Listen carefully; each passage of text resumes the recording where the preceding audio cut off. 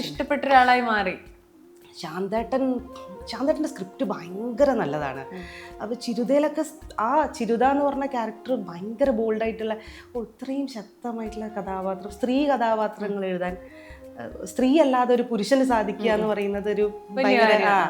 അപ്പോൾ ശാന്തേട്ടനെ കാണാനന്ന് ഒരുപാട് കൊതിച്ചിട്ടുണ്ട്. മനോജ് നാരായണ മാഷാണെങ്കിൽ ഇങ്ങനെ ടോപ്പിലാക്കി വെക്കും, ശാന്തേട്ടൻ വരും, ഇന്ന് നാളെ എന്തായാലും വരും, അടുത്ത ആഴ്ച വരും. അപ്പോൾ ശാന്തേട്ടന് വേണ്ടി ഞങ്ങൾ റിഹേഴ്സൽ ചെയ്യലായി.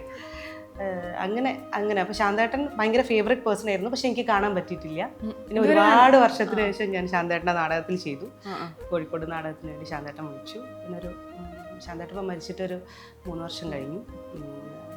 ആ ഒരു അവസാനത്തെ ഒരു 5 വർഷം പുള്ളിക്കാരൻ്റെ ഒപ്പം, പുള്ളിക്കാരൻ ചെയ്ത നാടകങ്ങളുടെ കൂടെയും പുള്ളിക്കാരൻ നടത്തിയ നാടക ചർച്ചകളുടെ കൂടെയൊക്കെ ഭാഗമാവാൻ പറ്റിയിട്ടുണ്ട്. ഞാൻ കണ്ടിട്ടുള്ള ഏറ്റവും നല്ല നാടകത്തിലെ റൈറ്റർ എന്ന് പറയുന്നത് ശാന്തേട്ടൻ തന്നെയാണ്.